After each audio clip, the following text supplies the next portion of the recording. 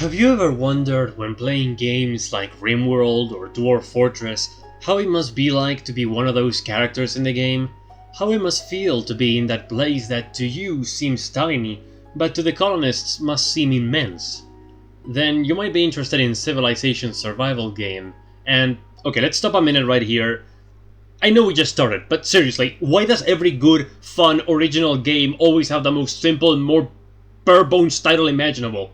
I mean, hey, if they save that effort and use it for the actual gameplay, then fair enough. But I mean, come on! Untitled Bakery, Submarine Simulator, World War II Zombie Survival, and now Civilization Survival Game. It's ridiculous. Anyway, sorry for the tangent, here's the actual game. In Civilization Survival Game, there are a total of 4 factions, 5 if you count the Barbarians. And the objective is, essentially, to thrive and prosper as a society against the whims of nature, hunger, thirst, and hostiles. Now, the system is not too difficult to understand, however, it has plenty of complexities beyond what you see at first. When you first go into the game, you are born. Literally, you become a 1-year-old, with no experience, that can only harvest and that's it. And at this point, 2 things can happen. A. You gather a bit of experience from taking down trees and rocks or harvesting wild crops, both things netting you essential materials to survive, which will then allow you to choose a job to help the civilization, such as being a warrior, a farmer, or an engineer, with the option to roleplay as well if you so choose. Or B. You get immediately killed by some fatherless fuckhead from your colony and have to choose another colony to play. Yep, so the game isn't perfect, granted, but in all fairness, it is currently in a pre-alpha state, and what we have at the moment does look incredibly promising. And it's incredibly heartwarming to make connections with the players you come across and the ones you quote-unquote birth, that is to say, the ones that spawn on you, if they don't just killbind as soon as they appear, which really breaks the immersion. Whenever the stars align, you'll get a peaceful run where you get to sit back and relax, build a house, plant some crops, help your neighbors settle in, work together to build paths and bridges, and grow old, as you see your family of other players increase in size, until the day you choose to stop playing and let your character pass away peacefully. I actually got kinda sad when one of my characters died of starvation in front of a child, and he bid farewell as I died. It broke my heart. But that's one of the great things about this experience. It's one of those games that have organic storytelling, thanks for the most part to the players you interact with and the buildings they've left behind. You can be a nomad warrior traveling to every civilization, seeing how everyone is doing and getting sustenance from the wild crops you find. You can be an engineer, making paths all throughout the realm, or you can be a farmer, with an ever-increasing farm as well as a constantly growing family, until the day barbarians invade and tragedy strikes. You can choose to be a part of a city with almost 50 people, or you can help a small village of 5 become prosperous. You can go far, far away to a remote corner of the map and try to live a peaceful life, or you can lead an army of your own to battle against other tribes before those tribes take the fight to you. The size of the in-game map and the freedom of choice actually takes me back to when I first started playing Mount & Blade Warband. It takes me back to when I was stumbling around the fields, trying to figure out how to make a living. And I guess that's pretty accurate, as this game doesn't really have a tutorial for first-timers. You're just given a tiny rock and a wooden knife and just gotta figure everything out from there. By the way, I strongly suggest starting on a server with less than 5 people, so that you can learn at your own pace, and to minimize the chances of having your experience ruined by some dickhead with way too much free time. Okay, sure, I know I'm complaining about that a lot, but the thing is, I'm still coming back to the game regardless of how many times I get killed, because it's just so enthralling to see all these civilizations rise and fall, to be a part of someone else's story, to explore the arid deserts and snowy plains. Well, everything is plain actually, but again, pre-alpha. Also, when making a base or building a town hall, you have, and I cannot stress this enough, you have to settle somewhere with trees, rocks, and water. If you don't have trees, you can't get sticks. If you don't have rocks, you can't make a lot of tools and buildings, and if you don't have water, your pussy will stank. And also you will die from dehydration. It also kinda sucks that you must use a building plan to build anything, because if, for example, you want to go your own path away from the colony, you have to go to the town's building plan, choose to build another building plan, take said building plan to the place you want to build your house, colony or whatever, which mind you takes forever even when you've purchased the ×2 speed game pass, and then If somehow you've managed to find a proper place without coming across a random barbarian that kills you, you can place down the building plan, which requires a log to build. Needless to say, it is not good to have it be this way. Another big issue I have is that you cannot make any tools until your town's town hall is at tier 2, which means you need to gather 10 whole logs and 5 whole rocks using nothing but this damn tiny pebble you get at the start, and I'll tell you something, it takes forever. Also, not to sound like the glasses emoji, but I'm pretty sure the human race learned to use tools way earlier than the day they learned to build houses. It just feels like a cheap way to pad the game time out. It doesn't add any sort of difficulty and just wastes your time. Also, things like the crafting table and the town storage becoming unbuilt when finally upgrading it, which is kind of a huge oversight, I really hope they fix that. Another thing is that the game is very strict when it comes to classes. You are not allowed to build or craft certain structures or items or do other things if you don't have the appropriate class equipped. What that means is you have to become a farmer to plant things, you have to be a warrior to craft certain weapons and armor, you have to be a hunter to get the most amount of materials from an animal carcass, you have to be an engineer to start building wells and roads, and the list goes on.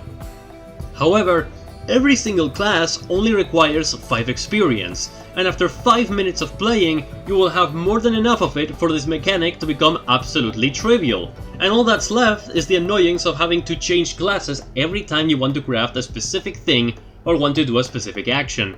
The age of your character doesn't even matter either, you can just become a 2-year-old warrior or farmer as soon as you get 5 experience. Also, there's the fact that there's a bunch of game passes that just feel pay to win. Like actually being faster than a dead elephant, not starving as fast, having a ton more inventory space, and the worst offender of all, locking the barbarians behind a 500 Robux paywall.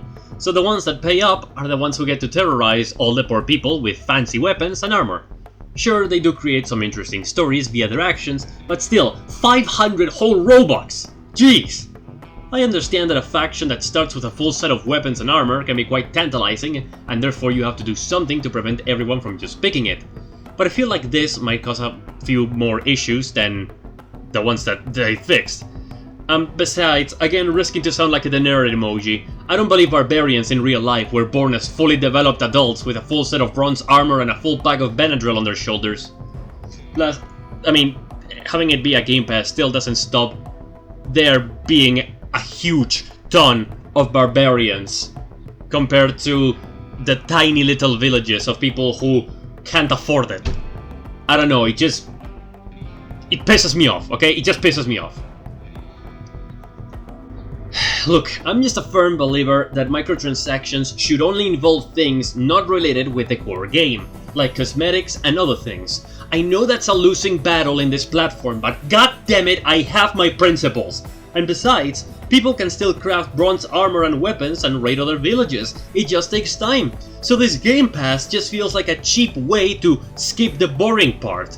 It's as if a game like Rust allowed you to pay to always spawn with a full set of Black Ops gear, so you can go straight to bullying little kids off the game. Now granted, the combat in this game does involve a little bit of skill, as you can block other players' attacks with a shield using the right mouse button, and kick other players' shields when they're blocking to stun them.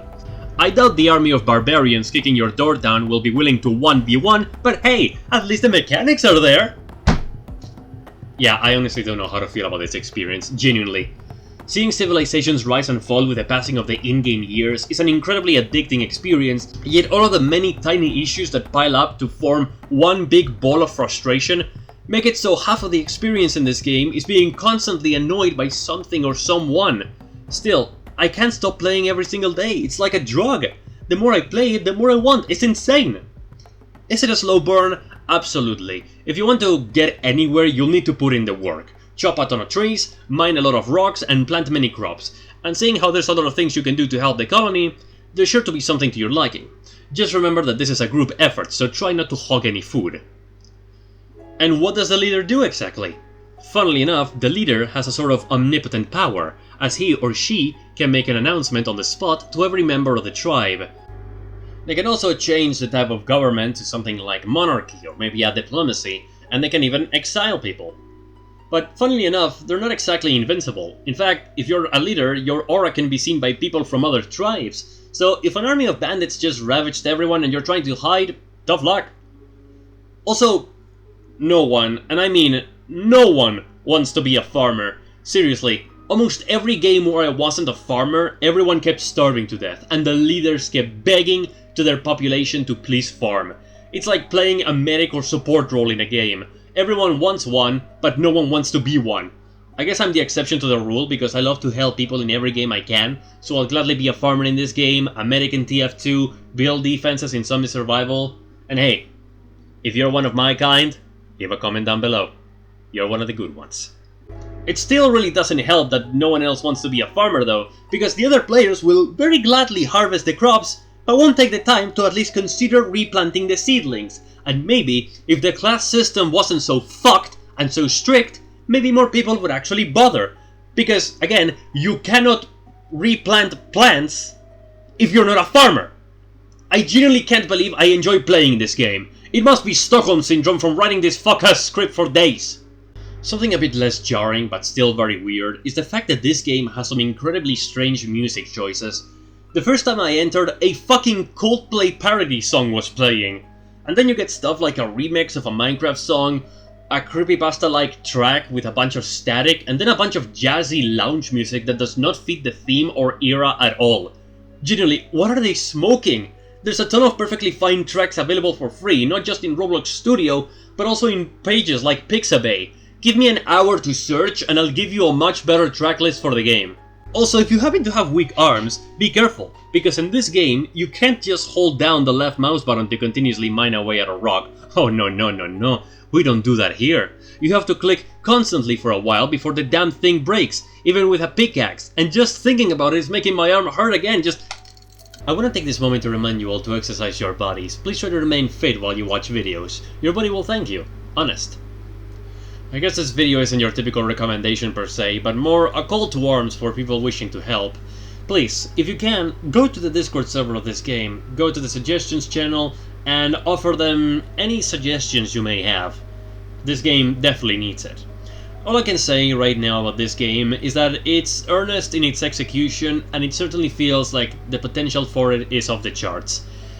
It just needs plenty of polish, plenty of development time, and hopefully in the future we'll get a wonderful, wonderful game that everyone will enjoy. Fingers crossed. This has been Peter, not live, not dead, but somewhere at the end of time.